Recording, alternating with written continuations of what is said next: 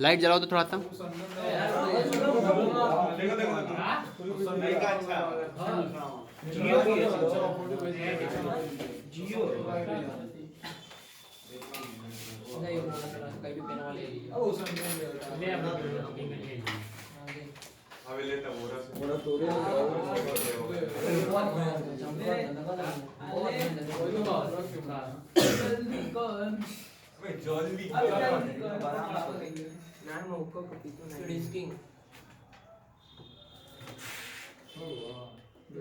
भाई देख ले खाली तोड़ो चिपका के ले good night good night good night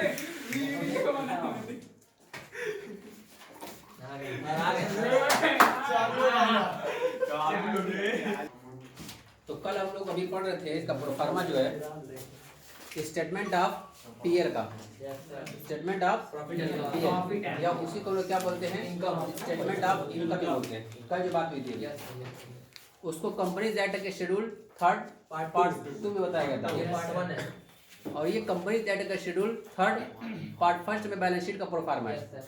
यही प्रोफार्मा हम लोगों को बनाना है, ठीक है, इसी प्रोफार्मा पर रखना है। इसका मतलब कि जो हेड दिया हुआ है उसी हेड में जो आइटम जिसको डालना होगा उसी में रखा जाएगा, ठीक है ना। अपनी तरफ से कोई भी सीक्वेंस से कोई भी तरतीब ऊपर नीचे नहीं कर सकते। ये नहीं कि मन में आया कि लॉन्ग टर्म 12वीं से यहाँ पर रख दें या उसके अलावा लॉन्ग टर्म को यहाँ पर रख दें, ऐसा कुछ नहीं होगा।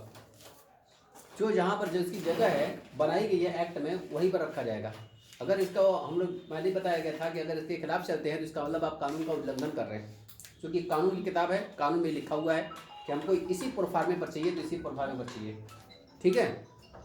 चलो अभी प्रोफार्मे में देखो, सबसे पहले हम लोग बात करते हैं बैलेंस शीट को। इसमें किस फॉर्म में रखा गया है, वर्टिकल फॉर्म में। ये भी है वर्टिकल फॉर्म में, ये समझ आने की ऐसी रहेगा।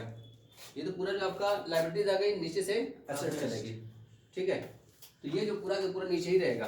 तो तुम कागज पर भी ऐसे ही बनाए होगे, ऐसे तो बनाए नहीं होगे कि एक बार लायबिलिटी लिखी के बाद एसेट्स बना दिए होगे, ठीक है।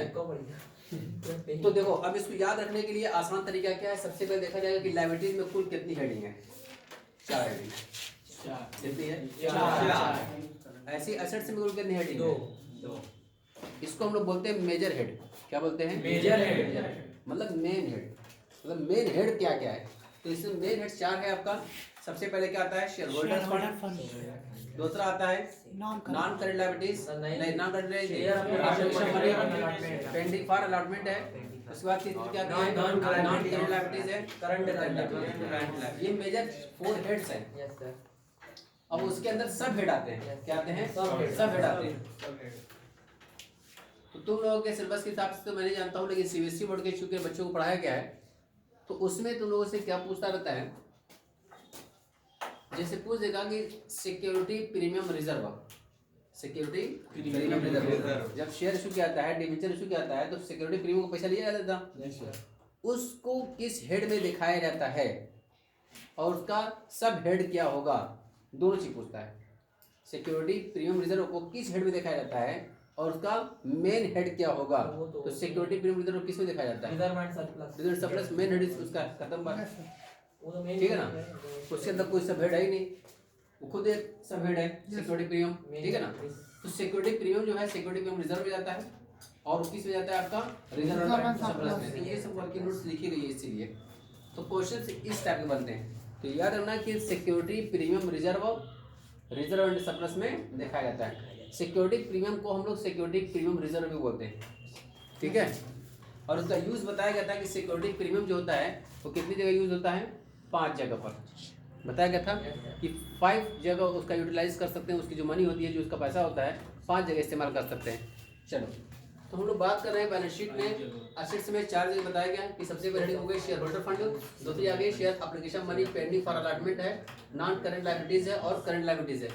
अब शेयर होल्डर्स फंड का मतलब क्या हो जाएगा कि ऐसा फंड जो शेयर होल्डरों का है, किनका है, जो शेयर होल्डर्स का है, जो अंशधारियों का है। तो अंशधारियों क्या होगा, उनकी कैपिटल होगी, उनका कैपिटल होगी। और जो भी रिजर्व एंड सरप्लस बनाते हो, प्रॉफिट बनाते हो, सब किनका है, ये भी उन्हीं का है। उसके अलावा यहाँ पर लिखा गया है money received against share warrant. Share warrant issue किया जाता है, जितने भी शेयर होल्डर होते हैं एक वारंट इशू किया जाता है कि आपके कागज पत्र इशू किए जाते हैं, उसका अलग से पैसा लिया जाता है। वो भी किन का है? उन्हीं का। अगर आज कंपनी बंद हो जाएगी तो उनको क्या वापस करेंगे? उनका पैसा वापस करेंगे, कैपिटल का। जितना भी रिजर्व एंड सरप्लस रखा हुआ है तो कहाँ से बनाते हैं? प्रॉफिट से बनाते हैं। प्रॉफिट से निकाल बनाते हैं तो प्रॉफिट नहीं बांटी गई होगी।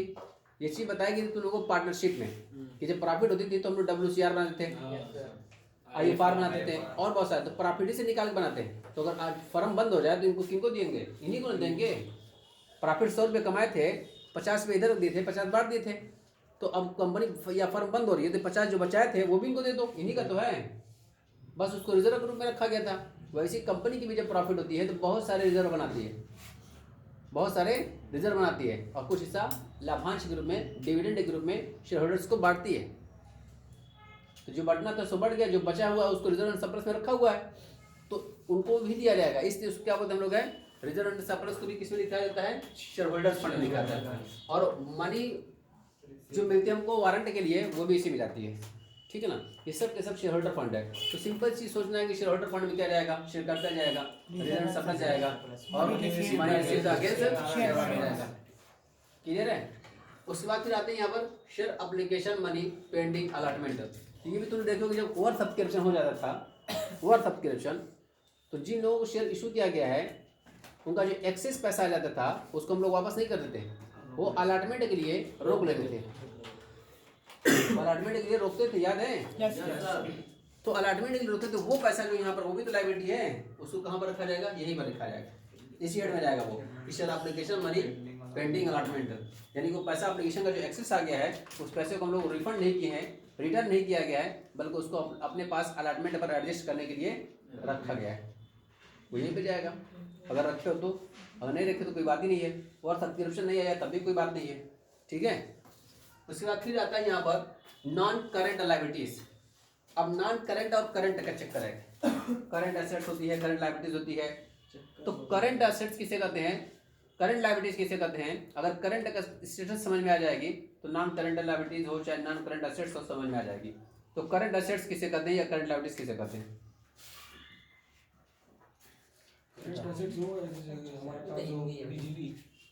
जैसे कि सर वो हमारे पास इस वक्त बाग में कोई सामान हो, जैसे कि लैपटॉप हो गया, उसमें लाइटिंग फिटिंग ये सब हो गई, और ये तो फिक्स एसेट्स है, ये तो नॉन करंट में चला जाएगा। कैश स्टॉक काम बताओ। एग्जाम्पल नहीं पूछ रहा हूँ मैं कि मुझको एग्जाम्पल चाहिए करंट एसेट्स का। करंट एसेट्स कहते किसको है, करंट लायबिलिटीज कहते किसको, इसको डिफाइन करना है। कोई भी ऐसी एसेट्स है, कोई भी ऐसी लायबिलिटीज जिसका ट्रीटमेंट है, जिसका लेन देन, जिसका मतलब कि फ्लक्चुएशन 12 महीने के अंदर अंदर हो जाता हो। वन ऑपरेटिंग साइकिल कितने? 12 महीने के अंदर अंदर हो जाता हो। जैसा एक वर्ड यूज किया गया कि वन ऑपरेटिंग साइकिल। एक ऑपरेटिंग साइकिल ईयर कितने की होती है? 1 साल की होती है। उस 1 साल के अंदर घट जाए बढ़ जाए वो करंट है। तो कोई भी एसेट्स, कोई भी लायबिलिटी जो 1 साल के अंदर अंदर फ्लक्चुएट हो सकती है, बढ़ भी सकती है, घट भी सकती है, खत्म भी हो सकती है, 1 साल के अंदर अंदर उसको समाप्त किया जाएगा। घटना बढ़ना सब होता रहेगा, हर साल घटती बढ़ती रहेगी। तो क्या कराती है? करंट एसेट्स या करंट लायबिलिटीज कराती है 12 महीने के लिए। अब करंट लायबिलिटीज का मतलब क्या होगा? जैसे अभी हमने इनसे लोन लिया 3 महीने के लिए, 4 महीने के लिए, तब भी ट्रेड पेबल जिससे माल उधार खरीदते हैं तो 2 महीने, 1 महीने, 3 महीने के अंदर पेमेंट करना होगा। उसका ट्रेड पेबल होगा जिसको क्रेडिटर बोलते हैं हम लोग। या इसी तरह से हमने बैंक का ड्राफ्ट ले लिया, बैंक से ड्राफ्ट लिया, तो वो भी थोड़ी ना कि 2-4 साल की, 5 साल के लिए होता है। 2-4 महीने के लिए चलो भाई ठीक, पैसा आ जाएगा आपका, हो जाएगा एडजस्टमेंट। इसी तरह से और स्टैंडिंग सैलरी है तो सैलरी ऐसा थोड़ी ना कि 2-4 साल की हो गया, अरे ठीक है 2-3 महीने की सैलरी रुकी थी, पैसा अगर आ गया तो आपको सैलरी दे दी जाएगी। तो ये सब 12 महीने के अंदर सेटलमेंट हो जाती है। तो कोई भी ऐसा लायबिलिटी जो 12 महीने के अंदर सेटल हो जाती हो उसको हम लोग क्या बोलते हैं? करंट लायबिलिटी बोलते हैं। ऐसी करंट एसेट्स में भी देखते हैं जो 12 महीने के अंदर सेटलमेंट हो जाती हो। स्टॉक है तो आज के डेट में स्टॉक बचा हुआ तो क्या ये 5-6 साल का रहेगा? अरे अगले साल बिक जाएगा ये स्टॉक, नया खरीदा जाएगा। कैश इक्विवेलेंट है, ये आज पैसा है, ये कल नहीं रहेगा, परसों नहीं रहेगा, ये भी खत्म हो जाएगा। बैंक में जो पैसा रखा हुआ है ये भी आपका है। ट्रेड रिसीवेबल जिसमें सेंट्री डेटर्स वगैरह आते हैं, बिल्स रिसीवेबल आते हैं, ठीक है ना। तो ये सब जो आते हैं ये सब कौन थे आपके हैं? ये भी तो आपका जो इनको उधार बेचे तो ऐसा थोड़ी ना कि वो पैसा नहीं देंगे 2-4-5 साल तक। अरे 2-3 महीने के उधार दियोगे, 1-2 महीने, 3 महीने, 4 महीने के उधार दियोगे मतलब ये 12 महीने के अंदर अंदर इसका भी सेटलमेंट हो ही जाना है। तो कोई भी ऐसी एसेट्स या कोई भी ऐसी लायबिलिटीज जिसको हम लोग 12 महीने के अंदर अंदर सेटलमेंट कर देंगे, उसका ट्रीटमेंट हो जाएगा या वो घटती बढ़ती रहती है 12 महीना तक, उसी को हम क्या बोलते हैं, करंट असेट्स और करंट लायबिलिटीज बोलते हैं। तो ये सब उसके एग्जाम्पल पड़े हुए हैं। तो जो 12 महीने के अंदर ना हो, जो 12 महीने से अधिक की हो जाए लायबिलिटी, वो क्या हो जाएगी, नॉन करंट लायबिलिटी। जो 12 महीने से अधिक की हो जाए तो क्या बोलेंगे, नॉन करंट बोलेंगे। तो यहाँ पर नॉन करंट लायबिलिटीज है, देखो इसमें 4 हेडिंग पड़ी हुई है, 4 हेडिंग। हेडिंग में क्या है, लॉन्ग टर्म बोरोइंग्स, फिर deferred tax liability, other long term liabilities और लॉन्ग टर्म प्रोविजन। तो लॉन्ग टर्म बोरोइंग्स का मैं वर्किंग नोट भी दिखा, जगह थी तो भर दिया उसको। लॉन्ग टर्म बोरोइंग्स यानी लंबे समय के लिए आपने उधार लिया हुआ है। बोरोइंग मतलब उधार लेना, ऋण लिया आपने लंबे समय के लिए, कम से कम 10 साल 15 साल 20 साल के लिए आपने लोन लिया होगा। तो लोन कैसे हो सकता है, ये तो बैंक से आपने लोन लिया होगा या तो डिबेंचर आप इशू किए होंगे। देखो दोनों चीज लिखा होंगे यहाँ पे, बैंक लोन भी लिखा हुआ और डिबेंचर। ये सब कौन से कैटेगरी में जाएंगे, आपके लॉन्ग टर्म बोरोइंग्स में जाएंगे। क्लियर है। फिर आता है उसके बाद deferred tax liability. Deferred tax liability, तो डिफर्ड टैक्स लायबिलिटी का मतलब ये हो जाएगा कि जो टैक्स का हम लोग कैलकुलेशन करते रहते हैं हर साल, एक फंड बना के रखा जाता है। एक फंड बना लेते हैं कि इतनी इनकम हुई है, इतना फंड बना के रखे रहो टैक्स भरने के लिए। तो वो अगर हम ऐसे लायबिलिटी निकल के आ रहा है तो क्या बोला जाएगा उसको, डिफर्ड टैक्स लायबिलिटी, क्योंकि लंबे समय के लिए चलता रहेगा, हर साल वो फंड बनाते रहते हैं लंबे समय के लिए वो सब है। तो किस में लिखेंगे, डिफर्ड टैक्स लायबिलिटी। और डिफर्ड टैक्स लायबिलिटी के लिए बकायदा एक अकाउंटिंग स्टैंडर्ड है। तुमने बताया था अकाउंटिंग स्टैंडर्ड कि 32 अकाउंटिंग स्टैंडर्ड होते हैं, कभी जिक्र किया गया है कि 1 से लेकर के 32 तक अकाउंटिंग स्टैंडर्ड होते हैं, जिसको एस बोलते हैं, एस फर्स्ट। बात तो कभी न कभी निकली होगी, बताया गया होगा कि जैसे एस 6 में तुम लोग डेप्रिसिएशन पढ़ोगे, एस 10 में तुम लोग फिक्स्ड एसेट्स के बारे में पढ़ोगे, एस फर्स्ट के बारे में तुम लोग नहीं पढ़ोगे, सेकंड पढ़ोगे हो सकता है इन्वेंटरीज के बारे में, स्टॉक के बारे में, फीफो लिफो ईफो मिफो, ये पढ़ गया है नहीं आया, नहीं यार कुछ नहीं जानते हो। तो अकाउंटिंग स्टैंडर्ड 1 से लेकर के 32 तक होते हैं। और ये बकायदा क्या होते हैं, ये प्रिंसिपल्स हैं, रूल हैं, नियम है कि किसको कैसे रखना है। इसी को पढ़ करके मुफ्ती होते हैं। क्या होते हैं, मुफ्ती अकाउंटेंट मुफ्ती। ये नहीं कि दीन इस्लाम के मुफ्ती बूंदे मसला जाकर पूछने लगो कि हाँ मच्छर का खून लग जाए तो नमाज होगी कि नहीं होगी, और ये सब चीज़ें। ठीक है। हाँ जी, तो डिफर्ड टैक्स लायबिलिटी हम लोग बता रहे हैं। डिफर्ड टैक्स लायबिलिटी के बारे में अकाउंटिंग स्टैंडर्ड 22 है। क्या है, अकाउंटिंग स्टैंडर्ड 22, लेखा प्रमाप 22, लेखा प्रमाप 22। उसमें डिफर्ड टैक्स के बारे में सारी डिटेल मिल जाएगी। तो उतना डिटेल तो पढ़ना नहीं है, बस ये जानना है कि क्या क्या इसमें रहेगा। ठीक है, आगे आते हैं। अदर लॉन्ग टर्म लायबिलिटीज, इसका मतलब जो लॉन्ग टर्म बोरोइंग्स नहीं है या आपका डिफर्ड टैक्स में नहीं आता है, तो फिर क्या होगा, अदर लॉन्ग टर्म लायबिलिटीज। जैसे हो सकता है कि आपने मतलब कि कुछ ऐसी लायबिलिटी ली है जो लोन के लिए भी नहीं आती है कैटेगरी में और टैक्स भी नहीं है, कुछ और अदर कुछ हो सकती है, उसको किस में लिखा जाएगा, अदर लॉन्ग टर्म लायबिलिटीज, ये जो इसके हेड में नहीं आती है। उसके बाद लॉन्ग टर्म प्रोविजन, ऐसा कुछ प्रोविजन बना रखे हो, ऐसा संचय बनाए हो, ऐसा रिजर्व बनाया है आपने जो लंबे समय के लिए हो, वो भी मतलब 12 महीने के अंदर नहीं होगा। बता तो क्या है कि 12 महीने के अंदर की जो होगी वो क्या हो जाएगी, करंट हो जाएगी। जो 12 महीने से ऊपर की हो जाएगी क्या हो जाएगी, आपकी लॉन्ग टर्म प्रोविजन हो जाएगा, तीसरा जाएगा इसी में लॉन्ग टर्म प्रोविजन। क्लियर है। तो इसका मतलब नॉन करंट लायबिलिटी में 4 हेडिंग है, याद रखना पड़ेगा। Long term borrowings, deferred tax liability, other long term liabilities और लॉन्ग टर्म प्रोविजंस, इस 4 हेडिंग। उसके बाद फिर आते हैं करंट लायबिलिटीज। तो करंट लायबिलिटीज में सबसे पहले हम लिखा शॉर्ट टर्म बोरोइंग्स, यानी किसी से लोन लिया हो 2-4 महीने 6 महीने कम करके, भैया मुझको दे दो, पैसा की जरूरत है 50,000 रुपया, हमारा माल रुका हुआ है, माल फंसा हुआ है, किसी को देना है, कुछ भी अर्जेंट है, कारोबार कर रहे हो तो बहुत सारी दिक्कतें रहेंगी, तो आपस में एक दूसरे से 25-50 का मामला चलता रहता है। तो किस में आ जाएगा आपका, शॉर्ट टर्म में आ जाएगा। ट्रेड पेबल, तो ट्रेड पेबल में 2 चीज आती है, क्या क्या इसमें आता है, सन्ड्री क्रेडिटर्स आ गए जिनके, और बिल्स पेबल, बिल्स पेबल। तो बिल्स पेबल और बिल्स रिसीवर के बारे में तुम लोग ये भी पढ़ चुके होंगे, 11th में पढ़ के आए हो, बिल ऑफ एक्सचेंज, ठीक है ना, तो वही है आपका। उसके बाद आता है अदर करंट लायबिलिटीज, और भी इसके अलावा कोई अगर लायबिलिटीज होगी तो वो यही सब चला जाएगा आपका, outstanding salary, outstanding commission, outstanding ये सब है ना, एक्सपेंसेस वगैरह। शॉर्ट टर्म प्रोविजन, कुछ शॉर्ट टर्म प्रोविजन हो, 2-3 महीने 4 महीने के प्रोविजन बना रखे हो, ठीक है ना, तो ये सब इसमें जाएगा आपका। तो इसमें भी 4 हेड लिखी गई है। तो ये कुल मिलाकर के मेन जो मेजर हेड है आपका 4 हेड है। शेयर होल्डर फंड हो गया, और application money pending for allotment हो गई, नॉन करंट लायबिलिटी हो गई। शेयर होल्डर फंड में 3 हेडिंग बताई गई है, share capital, reserve and surplus और money received against share warrant. Non current liabilities में 4 हेडिंग बताई गई है, long term borrowings, deferred tax liability, other long term liabilities और लॉन्ग टर्म प्रोविजन। और उसके बाद फिर आते हैं करंट लायबिलिटीज में, उसमें शॉर्ट टर्म बोरोइंग्स लिखा गया है, उसमें ट्रेड पेबल लिखा गया है, अदर करंट लायबिलिटीज लिखी गई है और शॉर्ट टर्म प्रोविजंस लिखे गए।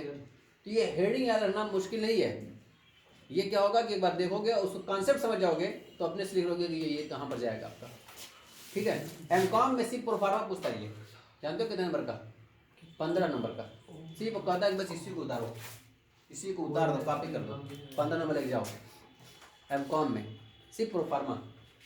ठीक है ना। बीकॉम में भी कहाँ खाली एमकॉम में जाओगे, बीकॉम फाइनल ईयर और एमकॉम फर्स्ट ईयर मैं तुम लोग सिर्फ प्रोफार्मा पूछ देता है कि हमको सिर्फ बैलेंस शीट का प्रोफार्मा, तो लड़के पढ़े ही नहीं होते और रट करके हो नहीं सकता जब तक कोई समझाए ना। अब कोई कॉलेज में और ऐसा प्रोफेसर नहीं जो बैठ के समझाएगा इतना। ठीक है। तो ज़्यादातर लड़के इसको करते ही नहीं, उसकी जगह थ्योरी कर चले जाते हैं। अगर ये 15 नंबर का है तो 15 नंबर थ्योरी भी होगी, थ्योरी करोगे तो 7-8 नंबर मिलेगा, इसको करके आओगे तो 12-13 नंबर 14 नंबर तो मिल ही जाएगा। अगर कुछ कार्ड भी दे कि हाँ ये हेड ने लिखा, ये चीज़ भूल गया, तो 13 नंबर तो कहीं नहीं गया।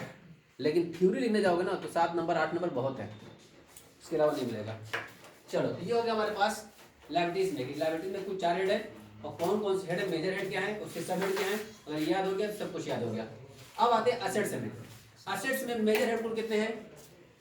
Major head 2। Non current assets, अब नॉन करंट असेट्स में तुम लोगों को 5 हेड लिखा गया है।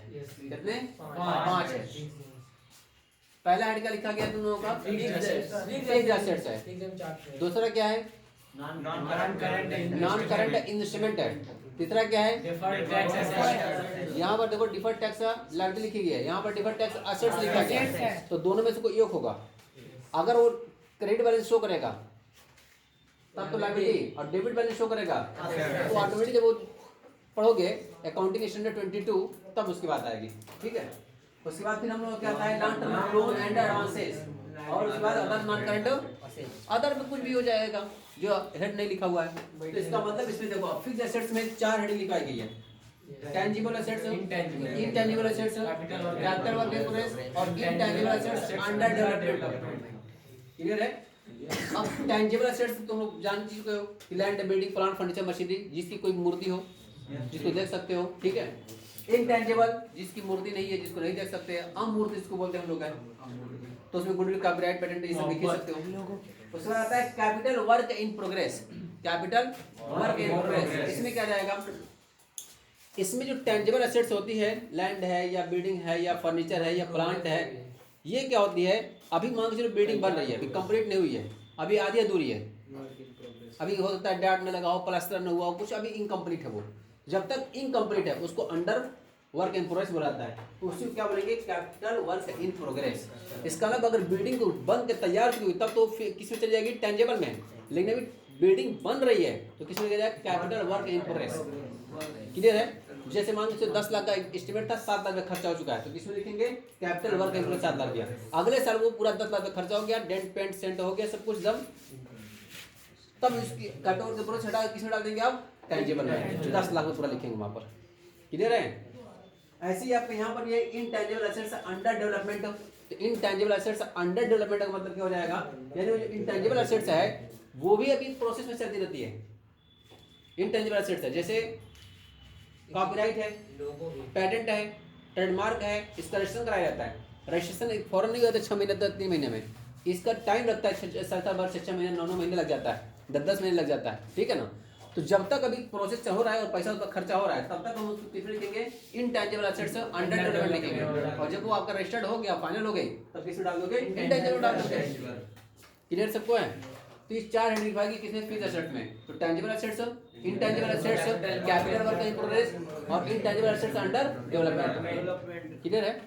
उसके बाद फिर आता है नॉन करंट इन्वेस्टमेंट। तो नॉन करंट इन्वेस्टमेंट का मतलब क्या हो जाएगा कि ऐसा आपने इन्वेस्टमेंट किया हुआ है जो 1 साल के लिए फिर ऊपर का है, यानी आपने शेयर खरीदा होगा, डिवेंचर खरीदा होगा, बॉन्ड खरीदा होगा, फिक्स डिपॉजिट किया होगा, कोई ऐसा पैसा कहीं लगा दियो जो 12 महीने के अंदर नहीं मिलेगा आपको, 12 महीने से अधिक के लिए, 15, 16 साल 20 साल के लिए लगा दियो पैसा, तो फिक्स डिपॉजिट में क्या आता है, अक्सर इन्वेस्टर इसी में क्या आता है, 15 साल के लिए करते हो, 2 गुना पैसा हो जाएगा। 5 लाख लगाओगे 15 साल बाद कितना मिलेगा आपको, 10 लाख रुपया मिलेगा, 10 लाख रुपया 2 गुना मिलेगा। इसे कौन दे, या शेयर खरीदे हो तो बेचने खरीदे नहीं, खरीदिए लंबे समय के लिए, इससे चला जाएगा आपका। किसी कंपनी या डिवेंचर खरीद लियो, डिवेंचर मतलब लोन दियो किसी को, तो भी अपना पैसा लगा हुआ ब्याज मिलेगा उस पर, तो ये भी तो इन्वेस्टमेंट है। किसी का शेयर खरीदना, डिवेंचर खरीदना, इन्वेस्ट करना तो है, इन्वेस्टमेंट किया तो सब किसमें आ जाएगा आपका, नॉन करंट में। उसके बाद डिफर्ड टैक्स लायबिलिटी बताई दिया हूँ, जैसे वहाँ लायबिलिटी वहाँ पर long term loans and liabilities, किसी को आपने लॉन्ग टर्म लोन दिया हुआ हो तो भी आपके एसेट्स है, मिलेगा आपको 5-10 साल 15 साल के लिए, ठीक है। और अदर नॉन करंट एसेट्स है, कुछ और भी नॉन करंट एसेट्स होगी जो इसमें नई कैटेगरी में आई, इसको डाल दिया जाएगा, क्लियर है। आते हैं करंट एसेट्स, करंट एसेट्स। अब करंट इन्वेस्टमेंट यानी जो रोज रोज खरीदते बेचते हैं इन्वेस्टमेंट, जो शेयर मार्केट में हम शेयर खरीदते बेचते हैं डेली का डेली, वो सब किसमें रहेंगे, करंट इन्वेस्टमेंट है, करंट इन्वेस्टमेंट है, क्लियर सबको है। इन्वेंटरीज वही सब, stock of raw material, stock of work in progress, stock of finished goods, जो क्लोजिंग स्टॉक बचा हुआ है वही रहेगा आपका। ट्रेड रिसीवर हो गए आपके, सेंट्री डेटर, रिसीवर, ठीक है। कैश एंड कैश इक्विवेलेंट में क्या हो जाएगा, जो मेरे पास कैश है और जो बैंक में, तो कैश ये है और कैश के इक्विवेलेंट है, यानी जो बैंक में वो कैश नहीं है लेकिन कैश के इक्विवेलेंट है, अभी चेक काटूंगा वो कैश में कन्वर्ट हो जाएगा, तो इसको क्या बोलते हैं, इक्विवेलेंट ऑफ कैश, यानी कैश के बराबर वो है। तो इसलिए कैश इन हैंड को और कैश बैंक दोनों को जोड़ के दिखाया जाता है। अब तक तुम लोग जो बैलेंस शीट बनाते थे उसमें लिखते थे कैश इन हैंड और कैश एट बैंक अलग अलग लिखते थे, यहाँ पर कैश एंड कैश इक्विवेलेंट करके जो आपके पास पैसा है कैश इन हैंड और कैश एट बैंक दोनों को मर्ज करके लिखा जाएगा यहाँ पर, क्लियर है। तो short term loan and advances, किसी को आपने 2-4 महीने के लिए लोन दिया होगा उसमें चला जाएगा आपका। अदर करंट एसेट्स वही प्रीपेड लिखते ना, प्रीपेड है, एक्रूड इनकम है, ये सब किसमें जाएगा आपका, अदर करंट एसेट्स में जाएगा। तो इसमें कुल 2 हेड है आपके, नॉन करंट एसेट्स और करंट एसेट्स। नॉन करंट में बता दी fixed assets, non current investment, deferred tax assets, long term loan and advance liabilities और other non current assets. Current में क्या हो गया, करंट इन्वेस्टमेंट है, इन्वेंटरीज है, ट्रेड रिसीवर है, कैश एंड कैश इक्विवेलेंट है, शॉर्ट टर्म लोन एडवांसेस है और अदर करंट एसेट्स है, ठीक है। तो इसी प्रोफार्मे पर सब कुछ रखा जाएगा। तो एक आध क्वेश्चन तुम लोग लगा के दिखा दीजिए कैसे लगाया जाएगा, ठीक है। कल बात करेंगे इसी बात।